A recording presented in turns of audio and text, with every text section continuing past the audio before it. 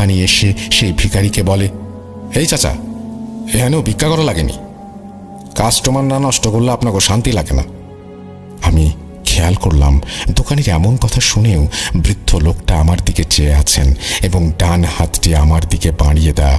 কিন্তু এইবার আমার পাশে দোকানিকে পেয়ে সাহস করেই কৌতূহল বশত বলে বসলাম, চাচা, আপনাকে তো আমি হবিগঞ্জ দেখেছিলাম, এরপর ভাঙতি টাকা নাই তাই টাকা দেয়নি। এরপর ব্রিজের ওপারেও আপনাকে দেখলাম, আর 10 টাকাও দিলাম। আপনি আবার এখানে কিভাবে এলেন? আর কেন টাকা চেয়েছেন? নাকি ভুলে গেছেন যে আমি আপনাকে টাকা দিয়েছিলাম? আমার কথা শুনে দোকানিও দেখলাম এবার অবাক হলেন। এদিকে বৃদ্ধ লোকটা আমার কথা শুনে এবার হাত নামিয়ে নেন আর বসা থেকে উঠে সোজা 2য় তলা থেকে নেমে যেতে লাগলেন। হঠাৎ মনে হলো উনি খুব রেগে গেছেন। আমি তো হতভম্ব হয়ে তাকিয়েছিলাম। এদিকে দোকানিও অবাক হয়ে আমাকে জিজ্ঞাসা করলেন, কি ব্যাপার, এই লোক আপনার পিছু নিচ্ছে নাকি? দোকানির কথা শুনে আমি যেন এইবার সাহস পেয়েছি।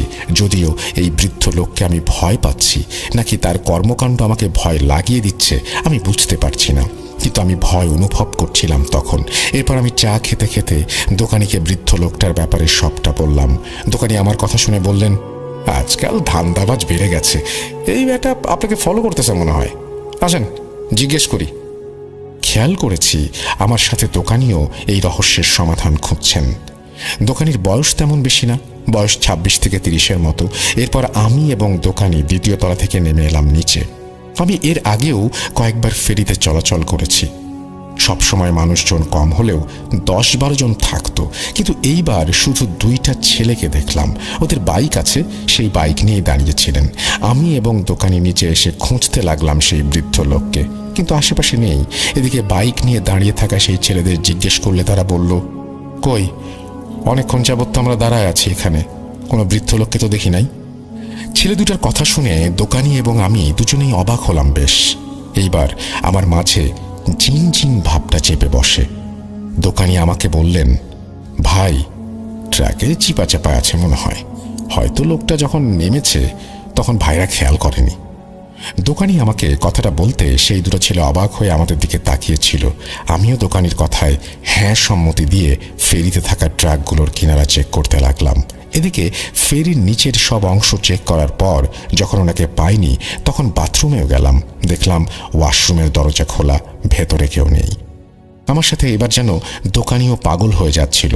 বেশ কিছু সময় নিচে খুঁজে আমরা ওপরে যাই এবং 2য় তলা আর 3য় তলায় ভালোভাবে চেক করি, কিন্তু সেই বৃদ্ধ লোকের দেখা পাইনি। নিরাশ হয়ে দুজনেই ফিরে যাই 2য় তলায়, অর্থাৎ দোকানির দোকানে। আমি বারবার দোকানি বলছি কারণ ওনার নামটা আমার জানা হয়নি। দোকানির চেহারা দেখে আমি স্পষ্ট বুঝতে পারি উনি ভয় পাচ্ছেন, কারণ বৃদ্ধ লোকের সাথে দোকানি খারাপ ব্যবহার করেছিলেন। কিন্তু আমি ভয় পাচ্ছি অন্য বিষয়ে। যদি আমি খারাপ ব্যবহার করিনি, কিন্তু ওই বৃদ্ধ তো আমার পিছুই নিয়েছিল। কেন এসেছিল আর আমাকেই কেন ফলো করলো, এইটা ভেবেই আমি ভয় পাচ্ছিলাম। ঘটনা এখানে শেষ হয়ে গেলে চলতো, কিন্তু ঘটনার শুরু হয়েছে মাত্র। আমার জীবনের কালো অধ্যায় নেমে এসেছিল সেই দিন থেকেই। আমি দোকানিকে বিদায় দিয়ে ফেরি থেকে নেমে যাই। এরপর ফেরি থেকে সোজা চলে যাই ভেদরগঞ্জ।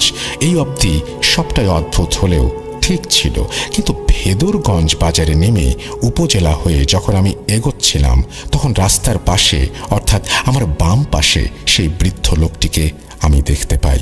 হাত দুইটা হাঁটুর মাঝে রেখে উনি বসে আছেন। হঠাৎ ওনাকে দেখে আমার বুকের বাম পাশটা কেমন যেন চিনচিন করে উঠল।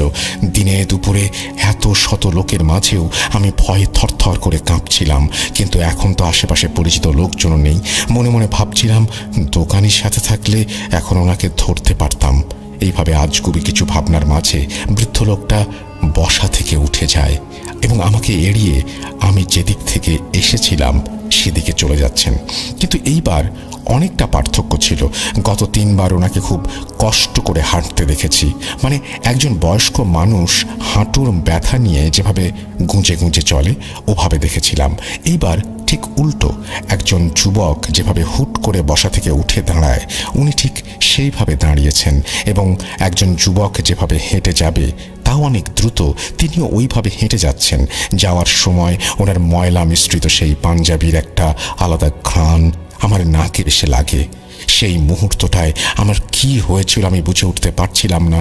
বোকার মতো ওনার দিকে তাকিয়েছিলাম এবং উনি হাঁটতে হাঁটতে কখনো লোকজনের ভেতরে হারিয়ে যান। আমি খেয়াল করতে পারিনি। এই ব্যাপারটা নিয়ে ভাবতে ভাবতে আমি যখন শ্বশুর বাড়ি যাই তখন আমার সম্পূর্ণ ভাবনা জুড়ে এই বৃদ্ধ লোকটা ছিল। বারবার কানে ভেসে এসেছিল সেই শব্দটা, বাবা কিছু টাকা দিবি। কোনোভাবে সেদিন শ্বশুর বাড়িতে যে কাজে গিয়েছিলাম তা শেষ করে আবার বিকেলেই রওনা করেছি আমি, এবং ভেদরগঞ্জ ছেড়ে ফেরিতে উঠতে উঠতে সন্ধ্যা হয়ে গিয়েছিল। আমার স্পষ্ট খেয়াল আছে আমি যখন ফেরিতে উঠেছি তখন 5:55 বা 6টা বাজে। সময় একটু এদিক সেদিক হবে। অন্যদিকে যেহেতু 30-40 মিনিটের জার্নি হবে ফেরিতে, তাই স্বাভাবিকভাবেই ওপাশে নামার পর 6:37 বেজেছিল। আমি হরিণাঘাটে নামতেই আমার সিমে একটা কল আসে। কলটা রিসিভ করতেই আমার ছোট ভাই ভয় এবং কান্না মিশ্রিত স্বরে বলে ওঠে, ভাইয়া তুই গত 4 দিন ফোন অফ করে রেখেছিস কেন? জানিস আমরা কত চিন্তা করেছি, বাসায় আসবি কখন? ছোট ভাইয়ের এমন কথা শুনে আমার মাথায় আকাশ ভেঙে পড়ল। আমি আজ এই সকালে আমার ছোট ভাই রাসেলকে বিদায় দিয়ে এসেছি, আর সে এখন কল করে বলে 4 দিন আমি ফোন অফ করে রেখেছি। চিন্তার মাঝে আরও একটা চিন্তা ঢুকে যায় মাথায়। এবার আমি প্রচুর ভয় পাই। কি যেন মনে করে আমি ফোনের ডেটা চালু করলাম। তৎক্ষণাৎ আমার মেসেঞ্জারে অনেকগুলো মেসেজ আসে। আমার স্ত্রী নিজেই মেসেজ করেছে অনেকগুলো, এবং সেই মেসেজগুলো এমন ছিল আমি নাকি 4 দিন ধরে নিখোঁজ। যার বাসা থেকে আমি এইমাত্র আসলাম এখনো 4 ঘন্টা হয়নি, সে মেসেজ দিচ্ছে আমি 4 দিন নিখোঁজ ছিলাম। সময়টা যেন আমাকে পাগল বানিয়ে দিচ্ছিল। আমি একটু মাথা খাটিয়ে মেসেজের তারিখ চেক করলাম। তখনও আমার মাথা খাটিয়ে কিছু করার মতো অবস্থা ছিল না। তবুও আমি তারিখ চেক করে দেখি আজ দুপুরে আমি আমার স্ত্রীকে যে মেসেজ করেছি তা অক্টোবর 29 তারিখের মেসেজ। এরপর যখন ফোনের শর্ট ক্যালেন্ডারে তাকাই আমি দেখি আজ নভেম্বরের 3 তারিখ। মাথায় আকাশ ভেঙে পড়ার অবস্থা। কিভাবে 4 দিন কেটে গেল, তাও 4 ঘন্টার মধ্যেই।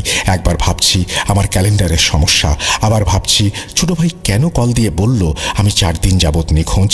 আমার ভাবনায় আসে সব কিছু আমি স্বপ্নে দেখছি না তো। হ্যাঁ, তো এত ভাবনার মাঝে ফোন কল আসে আমার। দেখি আমার স্ত্রী কল করেছে। আমি ফোন রিসিভ করতেই ওপাশ থেকে সে প্রচণ্ড রাগ, অভিমান এবং মায়া মিশ্রিত কণ্ঠে বলে, শয়তান, স্বার্থপর, গত 4 দিন কোথায় হারিয়ে গিয়েছেন? আমরা পাগলের মতো খুঁজছিলাম আপনাকে। আপনার আব্বু থানায়ও গিয়েছেন। আপনার ফোন অফ ছিল। একটা কল দিয়েও তো বলতে পারতেন কোনো কাজ ছিলেন। এখান থেকে তো ভালোভাবেই বিদায় দিয়েছিলেন। বাড়ি গিয়ে কল দেওয়ার কথা ছিল।